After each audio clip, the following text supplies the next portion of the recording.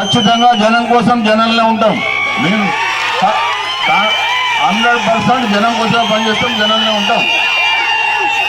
మీరు నా కోసం కాదు, నేను మీకోసం. ఓకే, మీరు రివర్స్లో కొత్తగా స్టార్ట్ చేయండి. నేను మీకోసం, మీరు నా కోసం కాదు, నేనే మీకోసం. ఓకే, ముఖ్యంగా మీకు 2-3 విషయాలు చెప్తా. నేను అంతకుముందు 5 ఏళ్ళు ఎమ్మెల్యేగా ఉన్నాం. నా దగ్గరికి సరే బహుశా మీ ఊళ్ళో మేము ఇంతకుముందు బండి రమేష్ గారు చెప్పినప్పుడు అంతా ఎర్ర పార్టీలు ఉన్నాయి. దాంతోపాటు కాంగ్రెస్ వాళ్ళు ఉండొచ్చు, బీఆర్ఎస్ వాళ్ళు ఉన్నారు, అందరు ఉన్నారు. మీరు ఒక్క మనిషిని అడగండి, ఏ పార్టీ వాళ్ళు వచ్చినా నేను ఏమైనా పని చేసి పెట్టానా, మాట్లాడానా, మాట్లాడలేదా? నీది ఈ పార్టీ కాబట్టి మా దగ్గర రావద్దు, మీ చేయమని అని అన్నామా ఎప్పుడన్నా? ఇక్కడనే కాదు, నియోజకవర్గం మొత్తం అడగండి. ఏ పార్టీ అయినా కావచ్చు, ఎవరు వచ్చినా మన ప్రజలు నా జనం అనుకుని పనిచేసింది. ఈ రోజున ఏం చేస్తున్నారు మీరు చూస్తున్నారో లేదో, దేనికి పోయినా నీదే పార్టీ, నువ్వు పార్టీ మారుతావా లేకుంటే నీకు చేయం. కన్నగప్పు కూడా ఇల్లు ఇస్తాం. నేను మీ ఊళ్ళో కూడా తిరిగిన. యాక్చువల్గా మనకు ఎలక్షన్ల ముందు 3,500 ఇళ్ళు వచ్చినాయి. కాదు నాకు ఇంకొక 2,000 కావాలని చెప్పని, మినిమం నాకు 5,500 కావాలని చెప్పని కొంచెం లేట్ అయింది. సరే ఈ లోపల ఎలక్షన్ వచ్చినా మళ్ళీ మనమే గెలుస్తాం అనుకున్నా, సరే గెలవలేదు. నేను స్వయంగా మీ ఎస్సీ కాలనీలో కూడా ప్రతి దగ్గర తిరిగి నేను పార్టీ అడగలే, వాళ్ళ పరిస్థితి ఏంది, వాళ్ళ ఇల్లు ఎట్లున్నాయి చూసిన.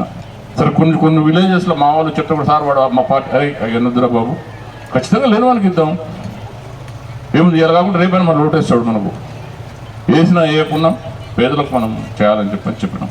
నేను ఏ రోజున కూడా ఎవరికి ఫోన్ చేసి బెదిరించలేదు. నాకు ఆశ్చర్యంగా ఉంది, ఈ రోజున చిన్న వాళ్ళకు మామూలు కార్యకర్తలు కూడా ఫోన్ చేసి బెదిరిస్తున్నారు. మరి ఇది భరిద్దామా? వీళ్ళందరూ మంచిగా ఉన్నట్టు అనిపిస్తుంది. ఎవరు మాట్లాడతలేరు కదా అసలు. ఈ పద్ధతి ఇట్లా చేయొచ్చునా? ఎలక్షన్లో ఒకసారి ఓట్లు ఎవరు ఓట్లు వాళ్ళు వేసుకుంటారు, కానీ జనానికి అయితే అందరూ గవర్నమెంట్ ఉంది అందరి కోసం, ఒక వ్యక్తి కోసం కాదు కదా. మీరు అలా ఎక్కడ చూసినా నాకు ఇదే, అందరూ సార్ ఇట్లా చెప్తున్నారు సార్, అట్లా చెప్తున్నారు సార్ అని ఫోన్లు. మరి మనం ఎక్కడున్నాం? మన బీహార్ ఉన్నామా లేకుంటే ఇంకెక్కడున్నాం? మరి మాకు అర్థం కాదు. మరి మేమైతే మాకు ఎవ్వరికి నేను ఫోన్ చేసి ఒక్క మనిషిని కూడా బెదిరించలేదు. నాకు అవకాశం ఉన్నది ప్రతిదీ, ఏ పార్టీ అయినా కానీ. వేరే పార్టీ వాళ్ళ పార్టీ వాళ్ళని అడగను. ఇప్పుడు ఎవరన్నా సార్ ఫలానా రోజు రూపాయలు గారు తిట్టిండు, లేకుంటే కొట్టిండు, బెదిరించండి అని చెప్పాను. కాబట్టి నేను ఏమంటానంటే మీరందరూ కూడా, నేను చాలామంది నాయకులను చూసిన, నేను చూసిన దాంట్లో సుదర్శన్ రెడ్డి చాలా సౌమ్యుడు. సుదర్శన్ రెడ్డి చాలా నిమ్మదస్తుడు, చాలా సౌమ్యుడు. నేను ఎన్నోసార్లు అడుగుతాను, నీకు ఎందుకే బ్యాగ్ అంటే లేదు, బ్యాగ్ ఉండదు.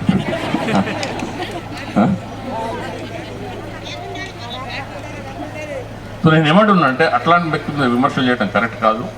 మీరందరూ కూడా విజ్ఞతతో ఆలోచించి అన్ని పార్టీల వాళ్ళకి చెప్తున్నా, ఖచ్చితంగా హైమావతి గారిని తుత్తికోడల నక్షత్రం మనం మీరు అన్నిటికంటే ముందు ఏదులాపురం మున్సిపాలిటీ మనం గెలవబోతున్నాం.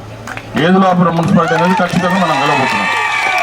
అందులో భాగంగా హైమావతి గారు కూడా మీ దగ్గర నుంచి కౌన్సిలర్గా ఉండేటట్టుగా తప్పకుండా సాయం చేయండి. మీ దగ్గర పెండింగ్ మనం చేసినవి కాకుండా ఇంకా చేయాల్సిన ఎప్పటికీ నిరంతరం ఉంటూనే ఉంటాయి పెండింగ్ పనులు. ఖచ్చితంగా మనం మున్సిపాలిటీ ఎలక్షన్స్ కాగానే మనమే వస్తాం.